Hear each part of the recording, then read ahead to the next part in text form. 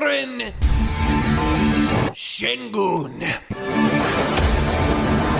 Is Sengun a terrorist? Like, the dude will back you in with his big, girthy ass 30 times in one possession, and he'll get buckets. Like, I'll admit, he's a solid playmaker. He's Turkish, so he's a cool little accent, and they have good coffee in Turkey, so that's, I mean, hey, cheers to you, Mr. Şenguni. But you can tell that Kevin Durant, not even after like his files were exposed and he talked all that trash about him on Twitter, but you can tell that Kevin Durant wants to slit his throat. You can tell that Kevin Durant sees Alperen Sengun as a terrorist on their team. The guy that takes away his shots and the guy that doesn't play a lick of defense. You know, they blew this insane lead in overtime to the Minnesota Timberwolves, which was it 2 nights ago when Julius Randle popped the heck off, my boy. And Alperen Sengun, he had a sick block, but for a lot of the game, he was getting blown by.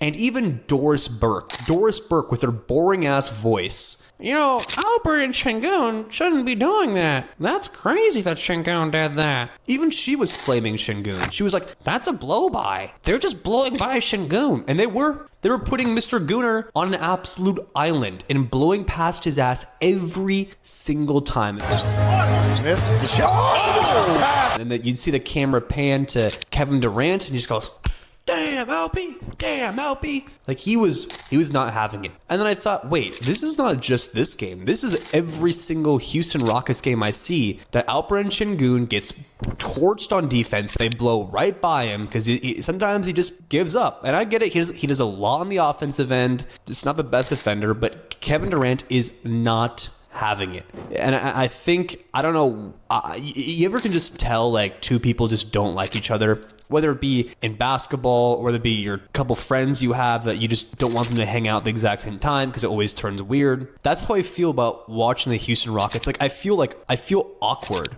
watching them. It's like watching like two parents fight or like your friends fight.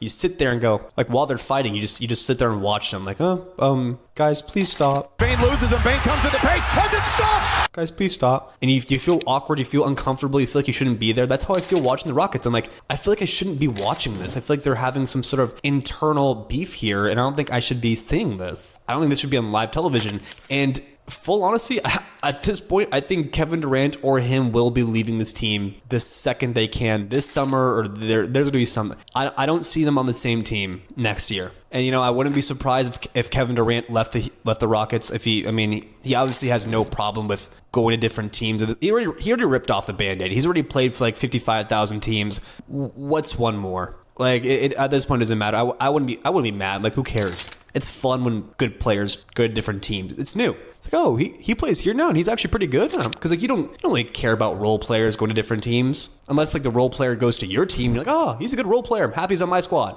But like, you don't care if Cam Thomas, it's not even on a team right now, but you don't really care if Cam Thomas goes to the Warriors. You'd be like, good for Cam, you know? So I would like to see, well, I don't really care. Not an explosive shot block from Sengun. But I can just tell that I don't think this Houston Rockets team likes Sengun. I don't think anyone does, but especially Kevin Durant. But for some reason, I feel like this dude is just hated. Like, he's a terrorist to all people on his own team. There's definitely a team group chat without him. Like 100%. They definitely talk about this dude so much behind his back, either saying he has a big girthy butt, either saying he's lazy, plays no defense, he's a stupid name, whatever they want to say, but they're definitely clowning on Mr. Goon. So I was scrolling Reddit the other night. I was actually on NBA Reddit, which I never usually go on because it scares me sometimes. Hold on. Please get a cup of Joe while you're watching this. And some guy said, on my way to work, I was thinking, obviously also a random topic to think on your way to work, is Jason Tatum, who is at 75%, which is what he said. I don't think Tatum is at 75. I think Tatum's like 70, maybe 68. But seriously. He said, is Jason Tatum at 75% healthy better than Paolo Banchero? And I was like, huh. Crazy how, like, a player who's not fully healthy or mentally there, physically there, can be better than other stars. Like, it just goes to show that there really is levels to superstars. There's levels to stars. Like, even a guy with 1 foot, like a superstar with 1 foot, could be better than a star with both. And listen, I don't watch many Orlando Magic games. Truth be told, I really don't. Honestly, I haven't. I watch maybe one a week. You know, it's hard to cover all sports and all NBA teams in particular. But when I do watch Paolo Banchero play, first of all, I say his name very weirdly like that, Paolo Banchero, because it's very fun. But also, I'm like, this guy has the perfect body. Not in a weird way. Maybe a bit weird way, kind of. Yeah, maybe. But he's literally built for basketball. The dude is like, what, 6'10" about? He has a LeBron-type build. He's big. He's strong. He has a decent jumper. Like, I don't understand what's stopping Mr. Banchero from getting to that next tier level. I mean, at Duke, he was super hot fire. Even Dylan Brooks, the hater-saurus Rex himself, the man who hates everyone, even said Mr. Banchero has so much potential. He said he should be LeBron. Like, literally said that. And I'm like, wow, if even Dylan Brooks is saying that, then I can say it. Well, I guess I'll give it a shot.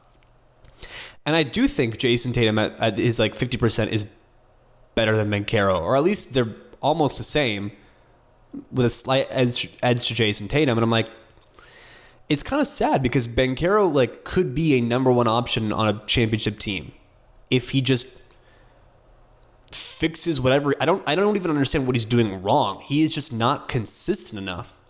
Because when they were really good last year and they were going head to head with the Cavs in the playoffs, or this was 2 years ago, they were going head to head with the Cavs. They almost beat the Cavs in the playoffs, and Banchero was like showing out like every single game. I'm like, dude, this is it. This is his breakout. The Orlando Magic have a superstar again. They're going to be good again. I'm going to remember that there's a team in Orlando for the first time in forever because of Mr. Banchero. And then consistency. Mr. Banchero, meh. And then you look at Jason Tatum, and yeah, I think he has a slight edge. I think he is better than him right now.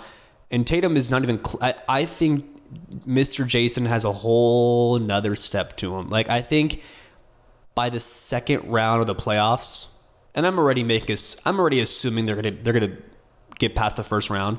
I think by the second round of the playoffs, we're gonna see a almost 80% Jason Tatum. Like, seriously. The way he's facilitating right now, he's making the right pass. He's letting Jaylen Brown cook. He's like, you know what, Jaylen? You are a number one option. You proved it to me. You proved it to everyone. Here's the ball. I'm going to go be Jason Tatum in this corner right now, and you go out there and do it. And I love that for him. And he's still getting buckets. He's still averaging 20, which is... that's pretty damn good too. So yeah, Jason Tatum, very impressive. Also, Mitchell Robinson, who possibly has the funniest Instagram ever. Like, he takes some pretty extreme, pretty goofy selfies, but I think he's being serious when he takes them. And I'm like, you know what? Thirst trap me all you want. I don't care.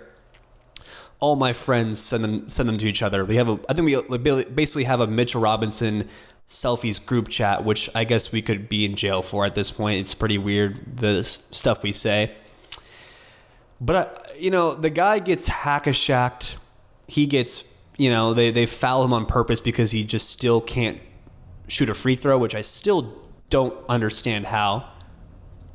I truthfully don't. This is like the third year in a row of them hack-a-shacking this man, and he still hasn't at least improved at all. But this is not a hate on him. This is a love thing, because Mitch Robinson is one of the best rebounders in the NBA. I think one of the best offensive rebounders, especially, and like, he is dominant. And I've always loved, like, Dennis Rodman has always been one of my favorite players to like watch his highlights when I'm bored, because he like made rebounding an art. Dennis Rodman would literally said he would study the spin of the ball. Like, he would look after a shot and be like, okay, it's going to spin this way. It's going to go to the left. So he'll figure it out. And if Dennis Rodman was doing analytics, then we're okay. We live in a good place. But he made rebounding fun. He made it cool. He made it like an art form. It's like, how does he get there? How does he know where the ball's going? And Mitch Robinson, I'm not saying he's Dennis Rodman, but I'm saying he has the same type of thing where it's like, you get excited to watch him go for a rebound because it's like, how is he doing this? The dude is an absolute dog. He's a dog. He wants to grab every single board there is. And at some point, like, yeah, he can't shoot free throws at all. Not close, but you gotta tip your hat off to him. You gotta say, you know what, Mitchell Robinson, sure, you can't put the ball in the hoop still, but your rebounding is genuinely, I enjoy it. I look forward to watching Mitch Robinson get offensive boards because, you know, he actually is a very big help to this Knicks team, and I think people should look at him like that. Thank you so much for watching. Chosen Sports is at war versus ESPN, and we are fighting every single day to be bigger than them. So please subscribe and support our channel every day. It means a lot.